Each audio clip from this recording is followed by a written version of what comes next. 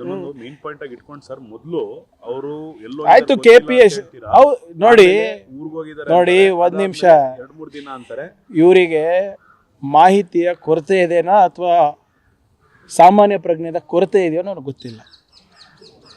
ನೀವು ಕೇಳಿದಾಗ ಮೊದಲನೇ ಬಾರಿಗೆ ಎಲ್ಲಿದ್ದಾರೆ ಅಂದರೆ ಈಸ್ ವೇರ್ ಅಬೌಟ್ಸ್ ವೇರ್ ನೋನ್, ಹೌದಾ? ಲಿಖಿತ ಮೂಲಕ ಒಬ್ಬ ಅಧಿಕಾರಿ ಲೀವಿಗೆ ಅಪ್ಲೈ ಮಾಡಿದ್ರೆ ಅದನ್ನು ಸರ್ಕಾರ ನಂಬಬಾರ್ದಾ? ಹೌದಾ ಇಲ್ಲ?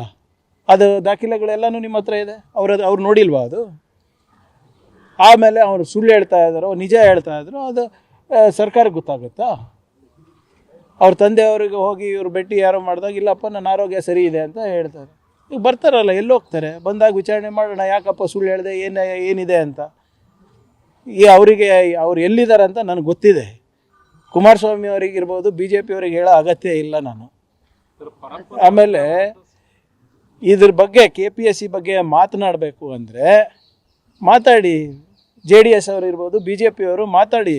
ಶಿವಶಂಕರಪ್ಪ ಸಾಹುಕಾರಿಗೆ ಮೆಂಬರ್ ಮಾಡಿದ್ದು ಯಾರು? ಅಧ್ಯಕ್ಷರು ಮಾಡಿದ್ದು ಯಾರು? ಅವ್ರ ಮನೆಯಲ್ಲಿ ಮೋದಿಯವ್ರ ಫೋಟೋ ಇಲ್ಲ, ದೇವೇಗೌಡರ ಫೋಟೋ ಇಲ್ಲ, ಯಡಿಯೂರಪ್ಪ ಅವ್ರ ಫೋಟೋ ಇದೆ, ವಿಜೇಂದ್ರ ಅವ್ರ ಫೋಟೋ ಇದೆ ಅಂತ ಹೇಳ್ತಾರಲ್ಲ, ನಿಜಾನ? 200 ಕೋಟಿ ರೂಪಾಯಿ ಕೊಟ್ಟು ಅಧ್ಯಕ್ಷರಾದ್ರಂತಲ್ಲ, ನಿಜಾನ? ಯಾರು ಹೇಳ್ತಾ ಇರೋದು? BJP ಮಾಜಿ ಶಾಸಕರೇ, ನಿಮ್ಮ ಸ್ನೇಹಿತರೆ ಹೇಳ್ತಾ ಇದ್ರೆ. ಅದ್ರ ಬಗ್ಗೆ ಮಾತಾಡಿ ಸ್ವಾಮಿ. ಯಾಕೆ ಅದ್ರ ಬಗ್ಗೆ ಮಾತಾಡೋ ಧೈರ್ಯ ಇಲ್ವಾ? ಕೇಂದ್ರ ಸರ್ಕಾರದಿಂದ ಏನು ಕೊಡುಗೆಯಾಗಿದೆ ರಾಜ್ಯ ಸರ್ಕಾರಕ್ಕೆ, ಅದ್ರ ಬಗ್ಗೆ ಮಾತಾಡೋ ಧೈರ್ಯ ಇಲ್ವಾ? ಯಾರು RSSಗೆ ವಿಷ ಸರ್ಪ ಅಂದಿದ್ರು, ಕುರ್ಚಿ ಕೊಡ್ತೀನಿ ಅಂದ ತಕ್ಷಣ ತತ್ವ ಸಿದ್ಧಾಂತ ಎಲ್ಲ ಬಿಟ್ಬಿಟ್ಟು ಹೋಗ್ಬಿಟ್ಟು ಕೂತಿದಾರಲ್ಲ. ಕೇಂದ್ರ ಸರ್ಕಾರದಿಂದ ನೀವೇನು ತಂದಿದ್ದೀರಾ ರಾಜ್ಯಕ್ಕೆ? ಮಾತೆತ್ತಿದ್ರೆ ಪ್ರಾದೇಶಿಕ ಪಕ್ಷಗಳು ಉಳಿಬೇಕು, ಬೆಳಿಬೇಕು ಅಂತೀರಾ, ಕರ್ನಾಟಕಕ್ಕೆ ಅನ್ಯಾಯ ಆಗಬಾರ್ದು ಅಂತೀರಾ. ಕರ್ನಾಟಕದ ಪರವಾಗಿ ಕೇಂದ್ರ ಸರ್ಕಾರದಲ್ಲಿ ಯಾವಾಗ ಧ್ವನಿ ಎತ್ತಿದ್ದೀರಾ ಸ್ವಾಮಿ?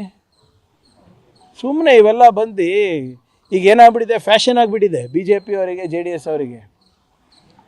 ಪ್ರಿಯಾಂಕರ್ಗೆ ದಿನ ಎದ್ದು ಬೈದರೆ ಕೇಶವ್ ಕೃಪಾನಲ್ಲಿ ಅವರಿಗೆ ಅಂಕಗಳು ಸಿಗ್ತವೆ. ಸರ್, ನಾನಿವತ್ತು ಪ್ರಿಯಾಂಕರ್ಗೆ ಹಿಂಗೆ ಸೋಷಿಯಲ್ ಮೀಡಿಯಾನಲ್ಲಿ ಬೈದೆ, ನಾನು ಹಿಂಗೆ ಅವ್ರನ್ನ ಕೆಲವು ಬಾಡಿಗೆ ಭಾಷಣಕಾರರು ಇಟ್ಕೊಂಡಿದ್ದಾರೆ ಇವ್ರು BJPದವರು. ಅವರಿಗೆ ಹಿಂಗೆ ಬಯಸಿದೆ ಸರ್, ಅವ್ರಿಗೆ ಹಂಗೆ ಬಯಸಿದೆ ಸರ್ ಅಂದರೆ ಅಂಕಗಳು ಸಿಗ್ತದೆ ಇವರಿಗೆ. ಅಂಕಗಳ ಮೇಲೆ ಇವ್ರ ಪ್ರಮೋಷನ್ನು. ಆಮೇಲೆ ಇವರೆಲ್ಲ ಸೋಷಿಯಲ್ ಮೀಡಿಯಾದಲ್ಲೆಲ್ಲ ಇರ್ತಾರಲ್ಲ, ಅವರಿಗೆಲ್ಲ ಸಂಬಳ ನನ್ನಿಂದ. ಮುಂಚೆ ಬರೀ BJPಗೆ ಸೀಮಿತ ಆಗಿದೆ, ಈಗ JDS ತನಕ ಹೋಗಿದ್ದೀನಿ ಅಂತ ನನಗೆ ಅನಿಸ್ತಾ ಇದೆ.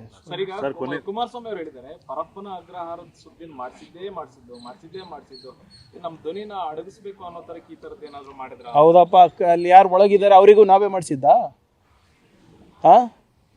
ಪರಪ್ಪ ಅಗ್ರಹಾರದಲ್ಲಿ ಏನೇ ನಡೆದ್ರು ಆಯ್ತು, ಸರ್ಕಾರಿ ಜವಾಬ್ದಾರಿ ತಗೋತದೆ.